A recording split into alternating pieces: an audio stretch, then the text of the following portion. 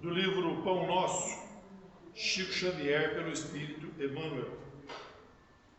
Lição número 25, nas estradas. E os que estão juntos do caminho são aqueles em quem a palavra é semeada, mas, tendo-a eles ouvido, vem logo Satanás e tira a palavra que neles foi semeada. Jesus, Marcos 4,15. Jesus é o nosso caminho, permanente para o divino amor. Junto dele segue esperançosos todos os espíritos de boa vontade, aderentes, sinceros ao roteiro santificador. Dessa via bendita e eterna procedem as sementes da luz celestial para os homens comuns. Faz-se imprescindível muita observação das criaturas para que o tesouro não lhes passe despercebido.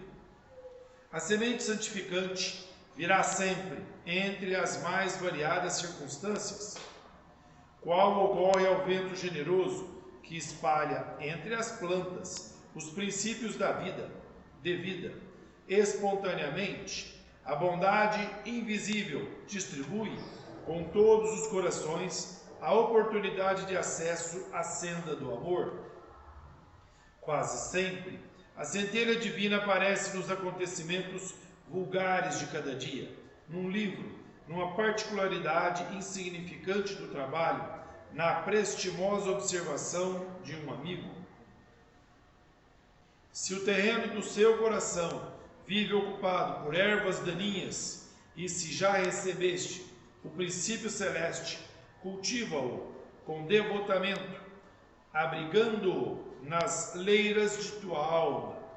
O verbo humano pode falhar, mas a palavra do Senhor é imperecível. Aceita-a e cumpre-a, porque se te furtas ao imperativo da vida eterna, cedo ou tarde, o anjo da angústia te visitará o espírito, indicando-te novos rumos.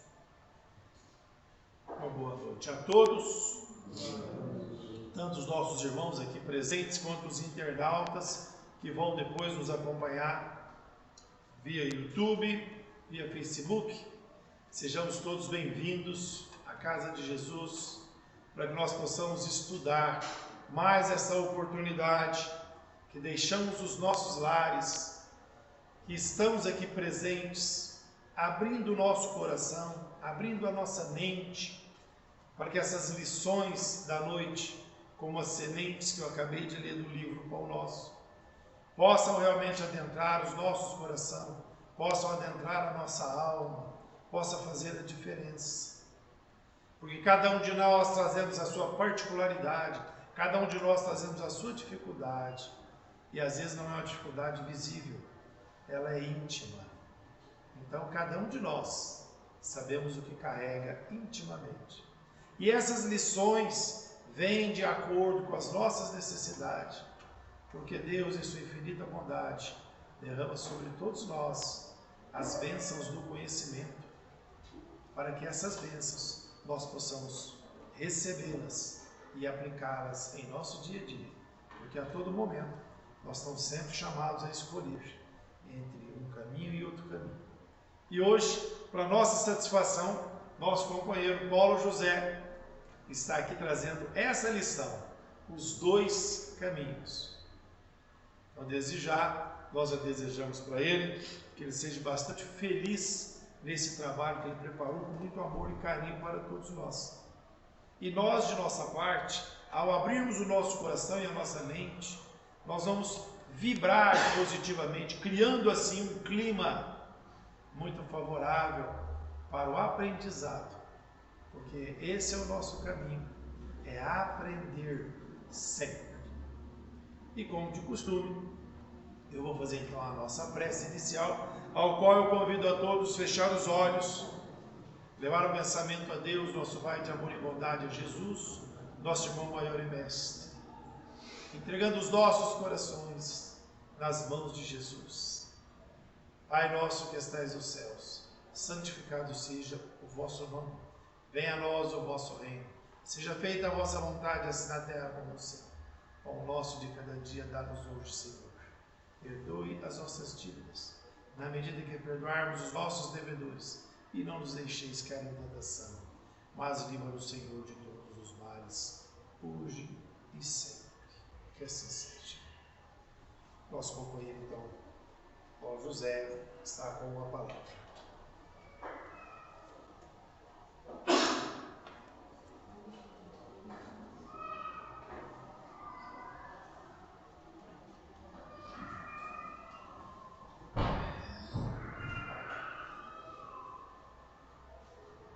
Boa noite a todos.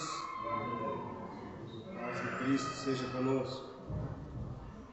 Uma boa noite igualmente extensiva aos nossos irmãos que posteriormente vão acompanhar ou assistir a essa reunião nossa.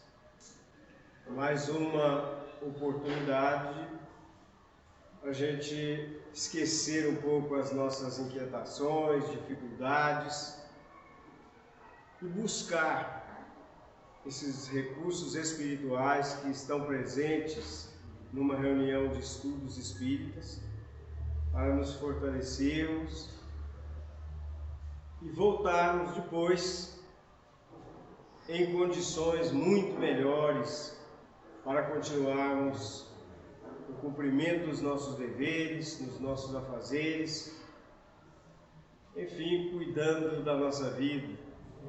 O nosso estudo de hoje, o tema já foi falado, os dois caminhos.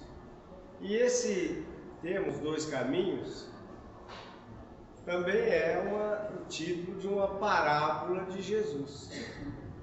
A parábola que fala sobre a porta estreita, a porta larga.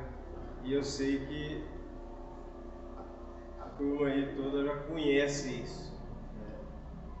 Nós vamos refletir sobre essa questão, sobre os caminhos que a gente pode seguir na nossa experiência aqui na Terra. E por que nós podemos seguir caminhos diferentes?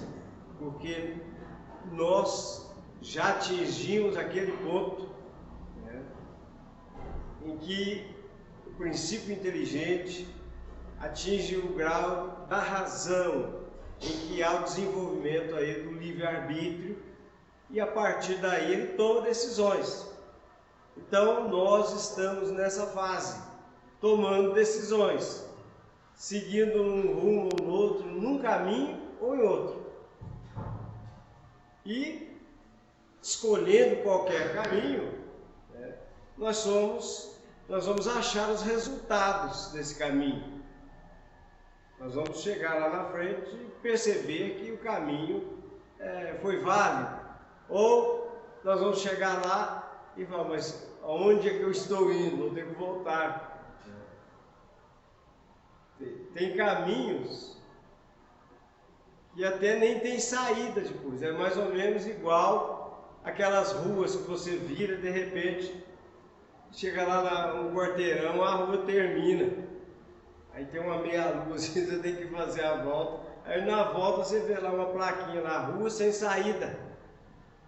Muitos caminhos que a gente toma na vida é desse jeito. Você vai lá na frente, chega num ponto que não tem saída mais. Mas são caminhos que estão aí, que às vezes a gente vai por eles. Caminho é isso. É um pedaço de chão, uma faixa de terreno que nos leva de um lugar para outro, Então é um caminho. E a humanidade, a gente pode dizer que são todos caminheiros ou caminhantes, estamos a caminho. O que nós acabamos de ouvir na leitura selecionada para hoje? Que Jesus é o único caminho. Mas é o único caminho para quê? Mas a gente pode voltar um pouco, mas só para trazer a figura, a presença de Jesus na nossa mente. Porque Jesus já falava desse caminho. Nós vamos trazer ele, vamos deixar ele ali na nossa intimidade e vamos voltar um pouco, né, no nosso estudo, no nosso comentário. Seria o caso da gente se perguntar, né, aonde eu quero chegar? Porque aí eu sei que caminho eu vou pegar para ir lá. Eu me lembro aqui, teve um dia, não sei se foi o Leon que fez aqui um trabalho sobre isso, fez uma citação em que há uma fábula que se pergunta, né, a pessoa está perdida. Ele falou, para onde você vai? Porque ela estava em dúvida sobre o caminho. Ela falou, eu não sei onde eu vou. Falei, então, se você não sabe onde você vai, qualquer caminho serve. Se a gente não tem destino, o caminho que você pegar é esse mesmo. Eu quero ir para algum lugar. Então, qualquer caminho que você pegar, você vai para algum lugar. É porque todo caminho leva de um lugar para outro. A pergunta que a gente deve se fazer é onde a gente quer chegar.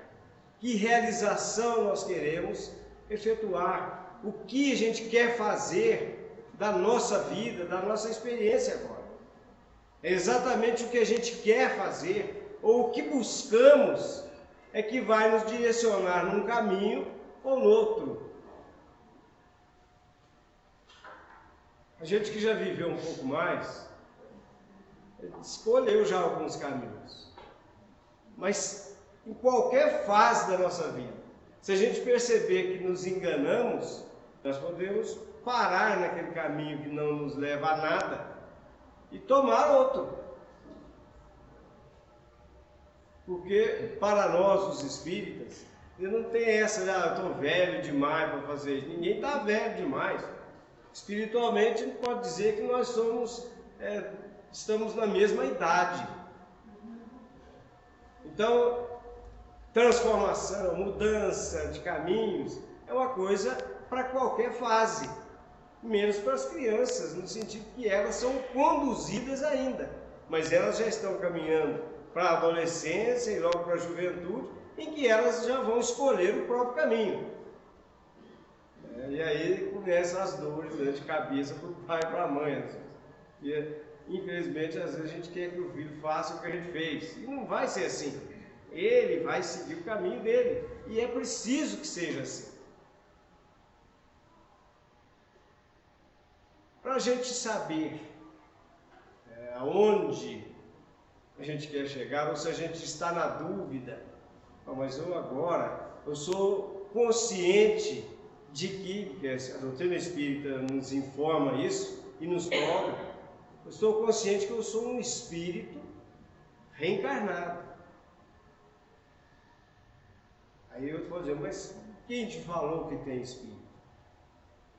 A doutrina espírita lá atrás, né, começou com manifestações espirituais intensas na América, na Europa, em que mesas aprontavam, né, muito nos salões, virou moda. Kardec percebeu aquela situação e falou, mas tem alguma coisa aí. O que movimenta, qual a causa? E pesquisando, eliminando as possibilidades de materiais, de fraude, de magnetismo, porque ele era um conhecedor do assunto, ele estabeleceu um meio de se comunicar, porque a mesa batia um pé, batia dois, dependendo da situação, se inclinava, ou ficava, de certa forma, violenta. E aí estabeleceu-se um meio de comunicação, e os espíritos vieram e responderam. Nós somos as almas dos homens que viveram. Então nós sabemos dessa realidade espiritual, nós somos espíritos. Aí, diante dessa realidade, de que estamos reencarnados e que vamos voltar para essa vida espiritual, o que nós queremos fazer aqui na Terra? Nós vamos pelas nossas paixões, porque é uma opção, é um caminho, ou a gente vai buscar naquele que é realmente o caminho, a verdade e a vida. Lá na pergunta 167, por aí, vocês leem lá e confirmam. A indagação é a seguinte: qual é o objetivo da reencarnação? Os espíritos respondem: expiação, aprimoramento progressivo da humanidade. E aí eles arrematam: sem o quê? Ou seja, sem a expiação, sem um aprimoramento progressivo, onde estaria a justiça? Porque a gente vê vidas tão diferentes, de glórias e de fracassos, de aparentes felicidades e de dores intensas. Onde estaria a justiça? Aí os espíritos respondem, né, que a reencarnação é para esse aprimoramento progressivo. Então nós já sabemos, em tese, assim, que a gente tem, ou seja, todos nós temos um objetivo aqui na Terra. Qual que é o objetivo dessa situação nossa de estarmos reencarnados?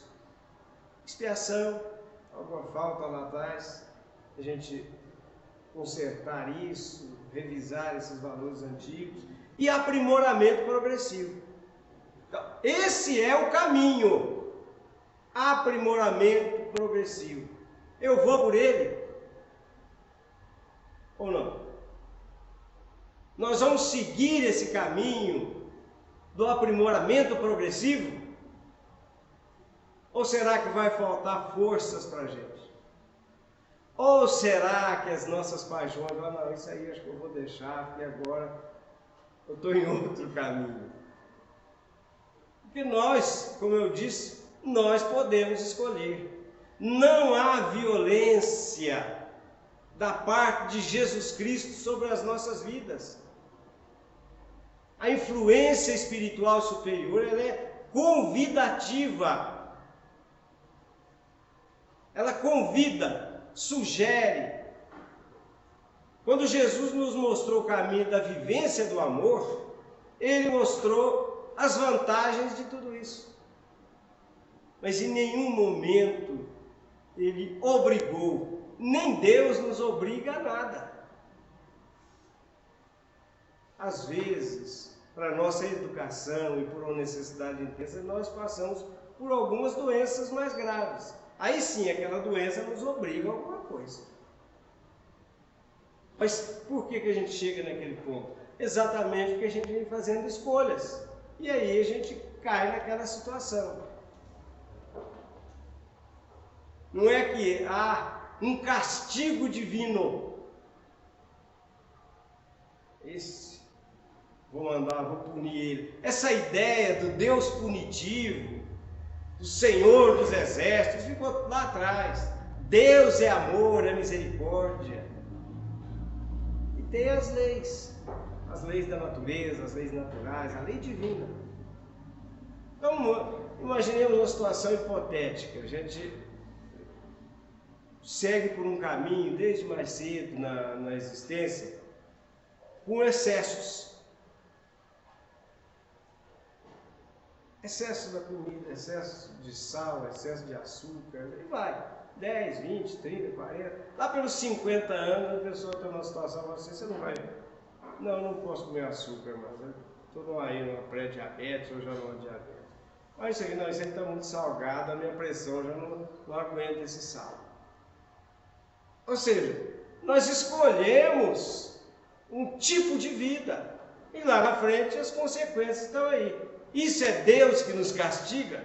Não, somos nós que escolhemos um caminho e a vida a gente pode afirmar pela grandeza divina que ela é educativa para o espírito. Então, se a gente não se equilibra por uma opção, por escolher o caminho do equilíbrio, a própria natureza depois nos ajuda a equilibrar. Não, isso aí você não pode mais. Diminui isso aí, menos aí. E aí a gente vai se educando. Então, qual que é o objetivo? Aprimoramento. Jesus, quando trata desse assunto, ele fala sobre esses caminhos, está lá em São Mateus, capítulo 7, versículo 13, 14. A recomendação de Jesus: entrai pela porta estreita. Porque a porta da perdição é larga e espaçoso é o caminho que leva a ela. E depois ele solta assim 3 frases exclamativas: como a porta da vida é estreita, como é apertado o caminho que a ela conduz, e quão poucos são os que seguem por ela.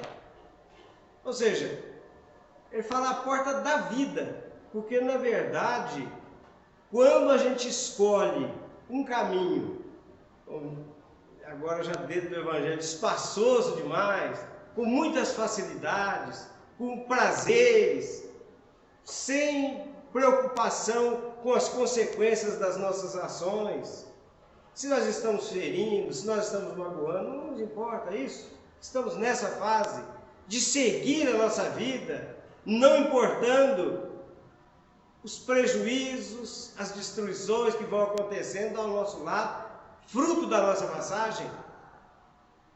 Nós estamos na morte moral aí, porque moralmente estamos mortos, porque há uma insensibilidade da nossa parte. Nós nos preocupamos nessa fase tão somente com o nosso bem-estar, com o uso dos prazeres da terra. O outro sofreu por causa disso, bom, o outro. Eu cuido de mim, cada um cuida de si. Isso é a morte moral. É por isso que o Cristo falou: quão apertado é o caminho, quanto é estreito o caminho que leva à vida. Porque essa vida aqui é igualmente no sentido espiritual, porque vivos todos estamos e vamos continuar. Não há uma morte para o espírito, nem para os maus, porque nós sabemos que os maus hoje serão os bons de amanhã. E isso serve até de consolo para a gente, porque não há uma condenação eterna por escolha de um caminho errado. Ninguém vai sofrer eternamente. Vai sofrer o necessário só. Para quê? Para despertar, para acordar para essa vida espiritual. Por isso que a doutrina espírita vem em nosso socorro, porque ela nos explica todas essas questões da realidade espiritual. E o caminho correto para a gente fixar as bases, né, dessa fé construída é a gente estudar, pesquisar fatos que sugerem a existência do ser espiritual. Há muitos fenômenos sugerindo isso, que a gente pode estudar, pode pesquisar. Com a gente mesmo, às vezes ocorrem muitos fenômenos que, se a gente desse um pouco mais de atenção, nós perceberíamos que há alguma coisa em nós além da matéria.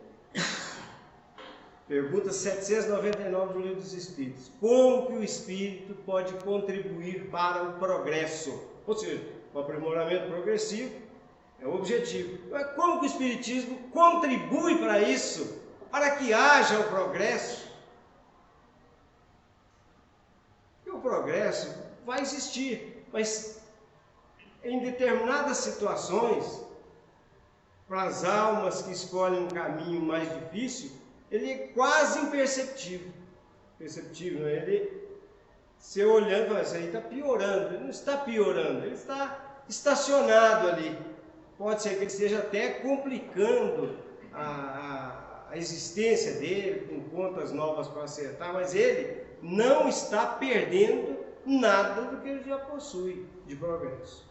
Então, esse momento, né, em que a gente constrói essa fé, é que facilita atingir esse objetivo. Então, como que o Espiritismo pode contribuir para isso? Ou seja, para que a gente siga o caminho do progresso, mas de certa forma mais acelerado, não pela força das coisas só. E os Espíritos respondem, destruindo o materialismo, que é uma das chagas da humanidade. Ele faz o homem ver, compreender onde estão seus verdadeiros interesses.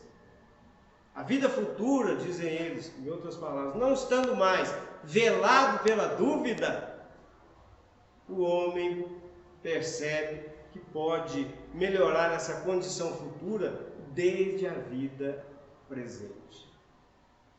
Ele fala mais na resposta aos Espíritos, destruindo os preconceitos de castas, de cor, de raça. Ele faz entender que os homens são irmãos e que uma grande solidariedade deve uni-los. Ou seja, a doutrina espírita vai nos levar a compreender melhor os ensinos de Jesus Cristo, que nos deu o roteiro para que a gente tenha uma vida dentro dessa fraternidade, da cooperação, do companheirismo, dentro dessa solidariedade. Porque quando nos ajudamos mutuamente, o progresso se faz muito mais rapidamente. Quando nos isolamos, nós nos enfraquecemos e aprendemos muito menos. Agora, vamos ter em mente que quando um espírito resolve acentuar o seu progresso ou caminhar na busca desse aprimoramento espiritual, que ele não espere facilidades aqui na Terra. Não espere facilidades. Por quê?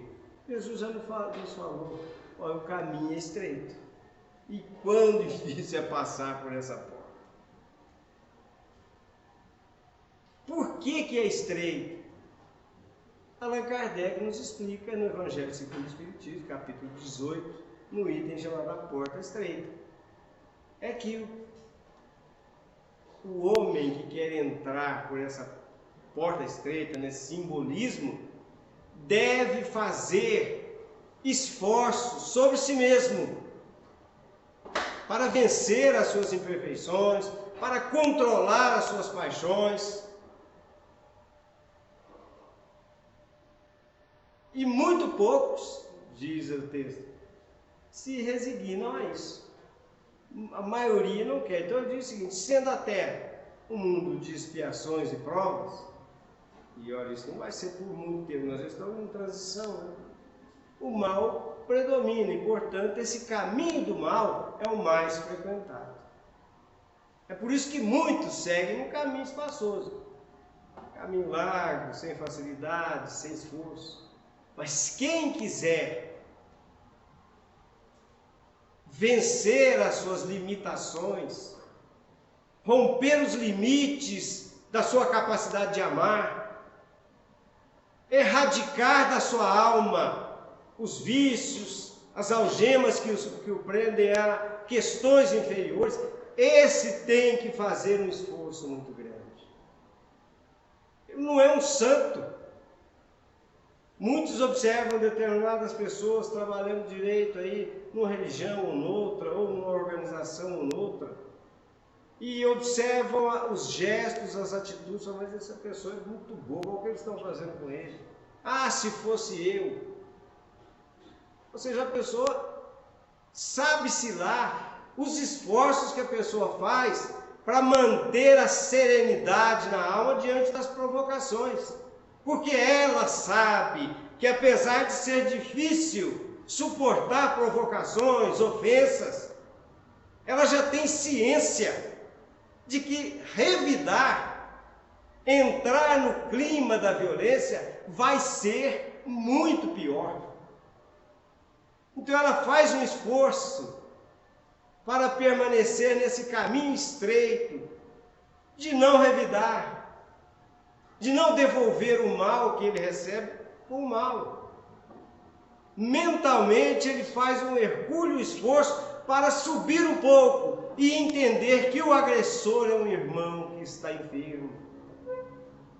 E isso ele compreende exatamente por causa dos ensinos do Cristo e dos esclarecimentos da doutrina espírita. Mas nós também temos os nossos momentos, né? Em que a gente medita, a gente olha para trás, falando, o que eu estou fazendo? Eu sei que eu preciso crescer, que eu preciso melhorar, me aprimorar, que eu tenho que adquirir conhecimento, mas não é fácil, né, sem ser isso. Vamos estudar, por exemplo. É difícil você disciplinar a sua vida uma hora de estudos de questões morais, de assuntos importantes. Tentem fazer isso. E vamos observar quanto tempo a gente fica numa telinha de celular, vendo coisas que, sinceramente, eu estou falando agora, eu estou falando por mim, não estou falando de vocês não. E olha que eu não sou muito celular, já perco tempo demais com isso. Então, quem quer seguir por esse caminho com o Cristo, tem que fazer muitos esforços. Eu falei de uma agressividade que vem, de uma ofensa, mas em todos os sentidos. Em todos os sentidos. Não é só nas questões morais. Se a gente pegar, por exemplo, no aspecto profissional, quantas vezes a gente faz que está trabalhando? Fala, a gente, é só eu. Agora também eu não faço isso, agora que eu já aposentei. Né? Mas quem assumiu o compromisso de transformação, ele sabe que apesar de não ter às vezes vigilância sobre a sua conduta, de ninguém estar fiscalizando o seu trabalho, ele sabe que ele tem o dever moral de produzir cada vez mais e cada vez melhor. De alcançar excelência na sua atividade profissional. E na família, então? Esse oásis que a gente tem, ou não é um oásis? Devia ser um lugar de refazimento, em que ali, na intimidade do lar, da família, nós estejamos desenvolvendo, né, essa capacidade de amar, no máximo, no limite que a gente puder fazer isso. Porque quem nos mostrou o caminho falou, olha, amar até os inimigos. Imagine com que grande amor nós deveremos amar os nossos familiares. Surgem às vezes reclamações da família, meu pai, isso, minha mãe, meus irmãos, meus filhos, não importa. E nós para eles, como é que eles nos enxergam? Então um exemplo nosso de solidariedade, de cooperação, vai devagarinho contagiando. O culto do Evangelho no lar, trazendo aquele momento de luz espiritual, para que haja compreensão das finalidades superiores da vida, vai devagarinho quebrando o gelo. E nós devemos muito aos nossos familiares, principalmente os filhos devem aos pais. Porque se nós estamos hoje aqui estudando, conversando, pensando nas questões da alma, é que um casal um dia se uniu e a gente chegou. Alguém cuidou da gente, senão a gente não chegaria. Então, esse caminho da porta estreita faz com que haja uma compreensão muito maior da gratidão que nós devemos aos nossos familiares.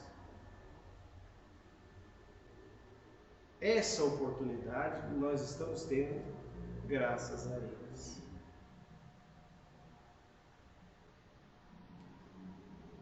E ainda falando da gente, há momentos que parece que a gente esquece essa realidade espiritual. E aí, a gente toma atitudes que, se os outros ficassem sabendo, nos envergonharia. Os outros que eu digo, às vezes familiares, amigos, mas a nossa família espiritual, aqueles que se interessam por nós, eles podem nos observar, estão nos vendo. Os nossos amigos espirituais estão nos vendo. Então o que a gente pode no máximo é esconder aqui da terra dos homens. Então nesses momentos, às vezes a gente faz alguma coisa que está completamente contrária aos princípios que a gente está estudando. Que essa compreensão nova já está conosco. Só que, diferente de outros tempos, em que o erro era uma constante, em que isso não nos incomodava em nada, que se surgisse alguma coisa assim na consciência, a gente dava de ombros e seguia à frente. Hoje é diferente. Porque a partir do momento que a gente percebe que houve uma falha nossa, começa ali um processo consciencial. Olha, acho que eu não fiz bem isso. E aquilo parece que causa um incômodo na gente, é um mal-estar interior, que a gente se reconhece, olha, eu fiz errado. Pronto. Outro tempo, em outras épocas, a gente não teria isso. Então essa questão de perceber que a gente errou, de a gente sentir um arrependimento, um mal-estar por ter feito uma coisa contrária aos princípios que nós abraçamos e que a gente reconhece que são os melhores para a nossa vida, porque não que vai nos dar dinheiro, prazer, mas vai nos dar esse bem-estar espiritual, vai nos conduzir a um estado consciencial de tranquilidade, de equilíbrio. Nós passamos por isso agora exatamente porque as sementes das virtudes que Jesus Cristo semeou no campo da nossa alma principiam a germinação. Nós não somos mais indiferentes às questões dos sentimentos negativos. Isso nos incomoda, porque nós já temos um horizonte além do horizonte material. Já está na nossa alma e nós não podemos fugir disso. Nós não podemos fugir desses conhecimentos, dessa consciência, porque isso vai nos causar muita tristeza, abatimento, mal-estar, como eu disse. Mas a partir do momento que a gente reconserta, que a gente refaz o erro e que cobramos forças para continuar aprendendo, estudando, avançando, contribuindo para as boas obras, não que isso nós estejamos fazendo negócios com Deus, eu estou fazendo isso, mas depois não existe isso. As boas obras que a gente faz não são boas para a gente ter um prêmio depois, para a gente ser recompensado. Essas boas obras, quando a gente faz, por exemplo, uma doação de tempo para atender alguém, nós estamos vencendo o egoísmo que está em nós. Nós estamos vencendo limites na nossa capacidade de agir em favor dos semelhantes. Nós não vamos ser compensados por Deus. Você distribuiu 1000 cestas na sua vida, 1000 cestas, você está nessa fase. Não existe isso. O que existe é esse trabalho da alma, que faz a opção pelo caminho estreito para vencer o egoísmo, o orgulho, a vaidade. E a partir do momento que ele está vencendo a si mesmo, ele entra num estado de espírito de muito mais felicidade. Embora às vezes os sofrimentos estejam acontecendo na nossa vida. Mas esse sofrimento, aos olhos espirituais e com a compreensão espiritual, ele não é nada perante aquilo que nos aguarda. Porque a gente sabe da dor, do sofrimento, já vimos falar dos infernos em outras religiões. Mas e as alegrias das almas dos redimidos? A harmonia que reina entre aqueles que se amam, que venceram a si mesmos. Isso a gente não sabe, porque não tivemos acesso ainda. São sentimentos e situações que ainda não vivenciamos. Mas nós já sentimos, de certa forma, assim, não digo já a aurora, mas nós estamos no dia já de adentrar a esse mundo, né, de regeneração para nós mesmos. Porque nós já podemos viver esse mundo hoje. E aparentemente não vai mudar nada. Mas o que muda são disposições interiores. O esforço que a gente faz para perdoar, o esforço que a gente faz para compreender o semelhante, para não lançar os nossos olhos acusatórios sobre a conduta dos outros, porque isso é a porta larga. Isso é o caminho da perdição, como diz o Evangelho. O que é perdição? Perdição é você ser derrotado, é você estar embaixo. A salvação, ao contrário, é a vitória, é o êxito, é a manutenção do equilíbrio. Então essas situações todas nos levam a pensar que caminho nós estamos seguindo.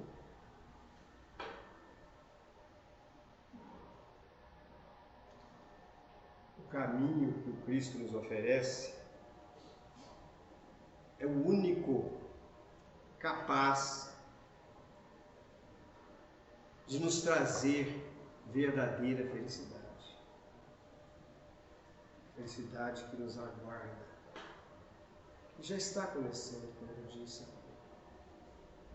E eu falei também que ela não, quando a gente toma essa decisão, parece que as coisas não mudam. É mais ou menos assim. Hoje é dia 22, né? Já são 17 para as 9. A hora que for 11h59 é dia 22. A hora que for 0 hora, 1 hora, já é 23. É um novo dia. Mas quem olhar assim fala, mas espera aí, está a mesma coisa. Mas já é um novo tempo. Nós estamos vivendo esses primeiros tempos que a gente pode fazer essa caminhada nesse dia novo da vitória do Espírito sobre a matéria. É dois sistemas, como diz o Evangelho, que se defrontam. Os materialistas, os espiritualistas, cada um defendendo seu ponto de vista. Os materialistas querendo anular a alma, os espiritualistas querendo anular o corpo. O Espírito diz o seguinte: a sabedoria não está nem num ponto nem no outro, mas está no meio. É o indivíduo reconhecer que ele é um espírito encarnado, e estando encarnado ele tem um instrumento, e é preciso que esse instrumento esteja bem. Então o equilíbrio que nós vamos buscar é em todos os aspectos. É por isso que a porta é tão estreita. Porque não se trata de entrar em meditação, de ficarmos em longas orações. Isso não vai nos levar a nada aqui na Terra. O caminho é de cuidar tanto do corpo como da alma. Não esquecer as necessidades nem de um nem de outro. Porque para que a alma trabalhe, se sinta até aparentemente com liberdade, é preciso que o corpo esteja bem. Mas não é só de corpo que nós vivemos. A essência é espiritual. Então vamos buscar essa porta estreita. Porque nós seremos verdadeiramente muito mais felizes. E é isso que a gente quer. A gente quer ser feliz. Nós queremos o bem-estar, queremos a alegria, a confraternização, o sucesso nos nossos empreendimentos, na nossa profissão, o sucesso dos filhos, dos netos, dos irmãos. Mas nós já compreendemos o que é sucesso agora. Não é sucesso material, mas é que todos estejam bem, moralmente. Nessa vida moral viva, plena, que a gente esteja saindo da letargia espiritual, e saindo dessa morte. Ninguém quer continuar morto. Acorda, tu que dormes, e levanta-te para que o Cristo te ilumine. E são palavras de Paulo, numa das suas cartas. E dormir é muito bom. A gente precisa acordar para saber que foi bom dormir. Tem gente, eu adoro dormir. Adoro porque vai acordar. Pergunta se quer dormir para sempre. Ninguém quer. Então, acordar para a vida, para seguir nesse caminho estreito com Cristo, é o nosso desafio de hoje. De amanhã, de sempre. Essa identificação nossa com Cristo, ela precisa ser plena. E não nos esqueçamos, o Cristo está conosco. As sementes de luzes que Ele traz para a humanidade inteira já estão aqui. Estamos plenos do Cristo. Então, eu encerrando essa atividade de hoje, eu quero desejar a todos, tantos que estão aí nas redes sociais, que vamos acompanhar, aos presentes, para que possam retornar para os lares, e os lares aqui representados sejam envolvidos por essa luz do Cristo, por essa presença elevada dos amigos espirituais, que nos ajuda a compreender as finalidades superiores da vida. Que em cada família seja, além de um oásis de refazimento, uma oficina de construção espiritual. Muito obrigado, muita paz a todos, que Deus nos fortaleça nessa jornada espiritual.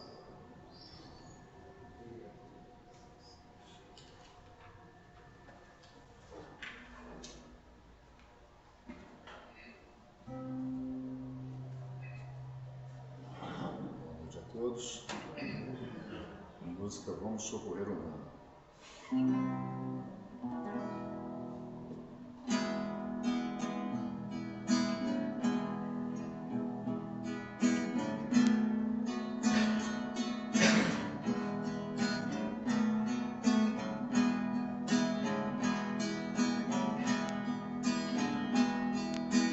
Vamos surpreender o mundo com o nosso amor. Vamos socorrer o mundo com o nosso amor.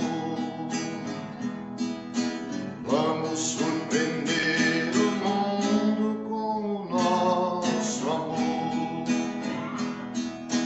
Vamos socorrer o mundo com o nosso amor. Somos raios de luz divina, carregados de maior prazer. Aqui é a grande escola, onde aprendemos a viver. De Deus temos semelhança, cada um com o seu papel.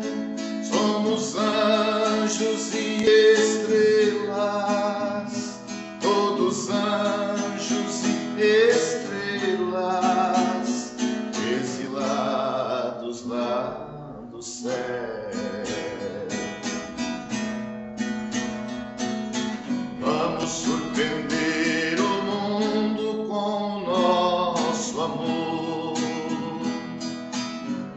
Vamos socorrer o mundo com o nosso amor. Vamos surpreender o mundo com o nosso amor. Vamos socorrer o mundo com o nosso amor.